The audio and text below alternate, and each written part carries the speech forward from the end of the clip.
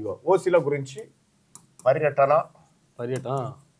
సంప్రదింపులు టూర్లు విస్తృత స్థాయి సమావేశాలు ఇగో ఈ పదాలేమో ఓసీలై ఇక బీసీలో ఏమో ఇక ఈ పదాలు భూమి వరదలు నష్టం కూలీలు ఇబ్బందులు ధరలు రోడ్లు తాగునీరు ప్రజలు ఆందోళన రైతుల ఆవేదన శవం అంతే.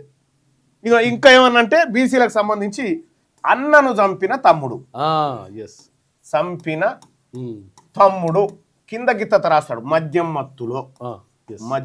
మత్తులో అంటాడు ఇక్కడ కేసీఆర్ ఇంట్లో అలజడి ఇదేం అర్థం కాదు అలజడి అవుతుంది అంతే.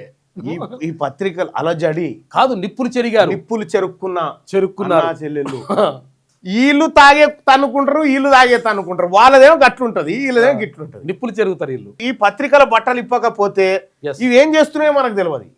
ఇవి చెప్పేటువంటి విషయం అంతా ప్రజల్లోకి పోయే ప్రమాదం ఉంటుంది కాబట్టి మనం చాలా జాగ్రత్తగా వీటి సంగతి అనుకుంటే నష్టం జరుగుతుంది అనుకుంటే ప్రమాదం కూడా ఉంటుంది. ఎందుకంటే మరి ఎవరు చెప్పకపోతే గాల్లో చెప్తే అదే చెప్పింది రైట్ అయితే.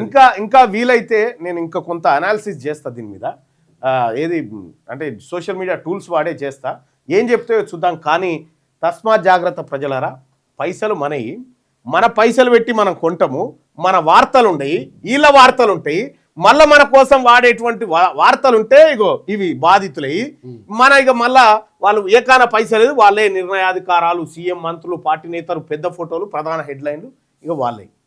తస్మాత్ జాగ్రత్త. ఏ పత్రిక మనది కాదు, ఏ టీవీ కూడా మనది కాదు, మనకున్నదల్లా ఓన్లీ సోషల్ మీడియా అంతే.